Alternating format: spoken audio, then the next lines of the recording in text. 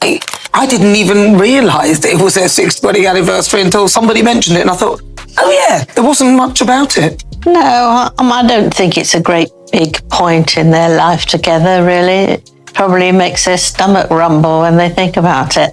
But Prince Harry is fuming after Angela Levin hinted at questions about Archie and Lilibet's parentage. He threatened legal action, but instead of stopping it, people now want DNA proof and answers about the surrogacy whispers. they've done something quietly, but I don't think so. I don't think they deserve to be blessed by the time that they've been together. What used to be just quiet. Gossip has blown up into a loud scandal. Harry can't shut down, and now people want DNA proof because Angela Levin made it clear that no lawsuit or angry statement will matter unless Harry can show scientific proof with one simple test that could end it all. Going off with the man who is the global CEO of Paramount, Brian Robbins, at a very expensive restaurant, which is about 1,400. Harry skips the DNA test and blames writers, which makes people wonder if he hides something. And now rumors say Lilibet may not be Meghan's real child, shaking the royals and even the line of succession rumors. Yeah, so that's very interesting. There's been talk that they're getting on very well with Netflix, but I don't believe that for a second. So it would look like that they actually trying to get somebody else who's very important. And say Lilibet may not share. Meghan's DNA and Archie's birth was also hidden with no photos or updates. Unlike Kate, who showed her kids right after birth. Get them going. But they might get on very well with this man, but I think it's always very difficult for people because they run out of steam with the Sussexes. You know, Harry and Meghan broke royal tradition, and the surrogacy rumors keep growing their silence. And Harry's angry reactions make him look desperate, while doubts about Archie and Lilibet put their royal succession at risk. But it's time now for royal author and Prince Harry's biographer, Angela Levin.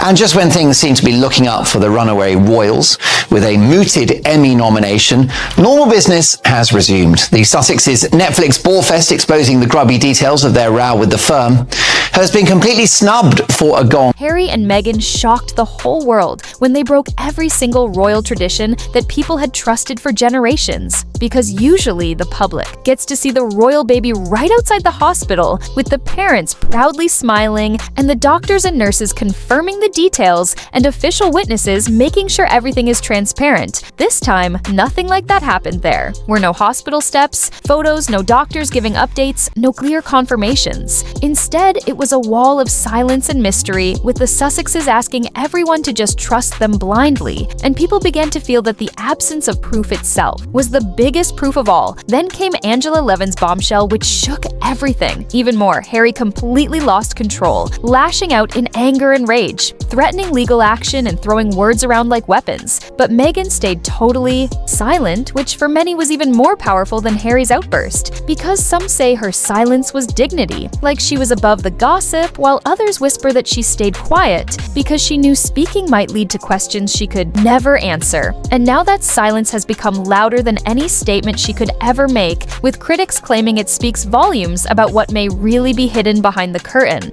And yes, very much so. The interesting thing is that Meghan applied to be a judge on the Emmys, which is really funny because the only she would vote for would be her own documentary, but she didn't get away with that. And they've really snubbed her because not one person. Meghan keeping silent looked less like dignity and more like a careful move, because she probably knew that denying too loudly would only drag her deeper into the mess. But that silence also turned into fuel for suspicion, making people wonder if she was hiding something. And while she chose silence, Harry did the opposite. He went full firestorm with lawsuits, threats, and angry attacks on the press, showing the same old pattern that has now become his trademark. But the irony is every single outburst makes him look less like a confident father and more like a man on edge, trapped and desperate. As one sharp commentator said, if you really want the world to believe you, then don't sue people. Just show proof plain and simple, and that cuts right to Harry's nightmare, because now he has no easy way out. The walls are closing in. He is boxed in tighter than ever before. Either he agrees to DNA proof and risks the world discovering whispers of surrogacy, or even worse, that the children may not be his and Meghan's at all, or he refuses the proof and lives with endless gossip and suspicion that will shadow the Sussex name forever. And yes, very much so. The interesting thing is that Meghan applied to be a judge on the Emmys, which is really funny because the only she would vote for would be her own documentary, but she didn't get away with that.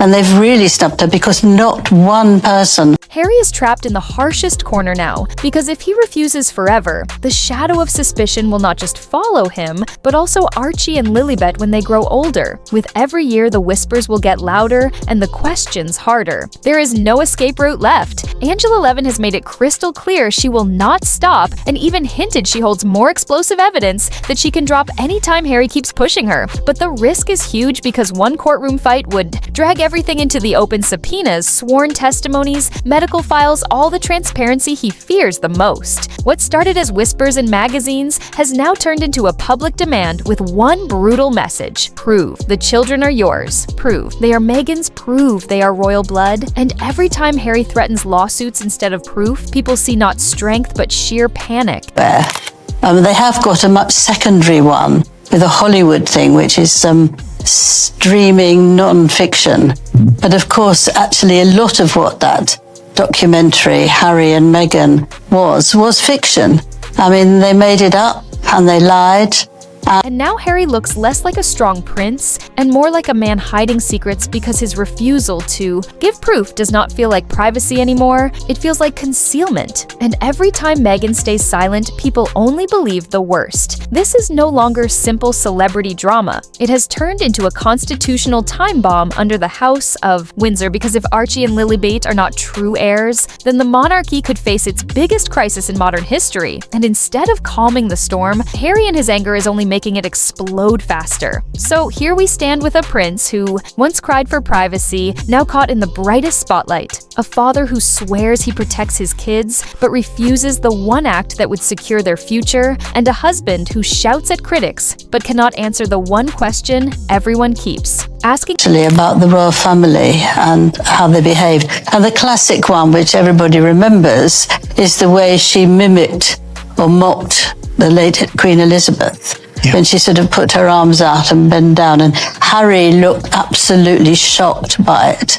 but he didn't dare. Angela Levin has blown open a wound that Harry cannot close, no matter how hard he tries, because her demand is simple: DNA does not lie, prove it, or live with the shadow forever. And the real question that hangs in the air like smoke is why? Won't Harry just take the test? One single proof, one simple answer could silence every whisper, but instead of doing it, he hides behind lawsuits, legal threats, and fits of rage. And that silence only makes the storm louder. People are no longer satisfied with his angry statements or his endless attacks on the press, because to them, anger without evidence looks less like strength and more like fear. It looks less like privacy and more like concealment. And the longer Harry resists, the more people are convinced that Angela Levin has struck a nerve so deep it cannot be ignored. She did not simply toss gossip into the world, she aimed straight for the heart of the monarchy. And in doing so, she forced Harry into a corner where every move makes him look weaker. Remember, the monarchy survives on tradition and transparency. Every royal baby in modern memory was presented to the nation. Kate stood proudly outside the hospital doors, with all three of her children smiling as cameras flashed. It was not just a photo op, it was a symbolic reassurance that the royal bloodline remained intact. But Harry and Meghan broke that tradition. There was no hospital step moment, no official witnesses, no transparent confirmation. Instead, there was secrecy. And when you break tradition without giving answers, people start to fill the silence with their own conclusions. And that is exactly what has happened here. Whispers about surrogacy and hidden truths have grown into a roar. And now every photo, every timeline, every odd baby bump shot is being re-examined under a microscope. And then comes Meghan's silence when the Bombshell first dropped. Harry lashed out furiously, threatening lawsuits and condemning biographers. But Meghan stayed quiet. Some saw it as dignity, others saw it as strategy. But many believe her silence spoke louder than Harry's rage. Because when accusations this explosive hit the table and the mother says nothing, people cannot help but wonder if she is avoiding cross-examination. She cannot win, critics argue that her silence is a quiet acknowledgement that denial would only dig the hole deeper, and so Harry stands alone raging against headlines, while Angela Levin calmly points out that DNA proof is the only way forward. His fury makes him look desperate, his threats make him look cornered, and his refusal to show proof makes him look guilty. Legal experts warn that if Harry takes this battle into court, it will backfire spectacularly because a lawsuit means subpoenas. Medical records, sworn testimony from doctors and witnesses. In short, it would mean the very transparency Harry fears most. And imagine the humiliation if the truth under oath turned out different from the fairy tale the Sussexes have carefully sold the world. This is no longer just celebrity drama, it is a constitutional storm. Archie and Lilibet hold places in the line of succession. Their legitimacy matters not just to Harry and Meghan, but to the institution of the crown itself. If doubts remain untested, Parliament could one day be forced to intervene. That is how high the stakes are. And yet Harry still chooses fury over clarity, lawsuits over evidence, threats over truth. And every time he explodes in anger, he confirms what many already believe, that Angela Levin struck exactly where it hurts. In the court of public opinion, Harry is losing badly for years. He painted himself as a victim of media intrusion, a prince begging for privacy while tabloids hounded his life. Yet here, he is confronted with the one moment where real proof could protect his children's future, and instead, he refuses to provide it. He says he wants to protect his kids, but what he does instead is leave them under a shadow that will follow them. Into adulthood, the contradiction is impossible to ignore. You cannot demand privacy in one breath and then sell Netflix documentaries, Spotify, podcasts, and memoirs in the next, only to cry foul when the public demands accountability at the one moment. It truly matters to many, it reeks of hypocrisy, and so the demand circles back stronger than ever proof. DNA does not lie until the day Harry offers clarity, until the day Meghan steps forward with transparency. Archie and Lilibet's place in the royal bloodline will remain under suspicion. This scandal is not a storm that will pass. It is a shadow that could haunt the monarchy for decades. And in the end, Prince Harry, with all his fury, has no one to blame but himself.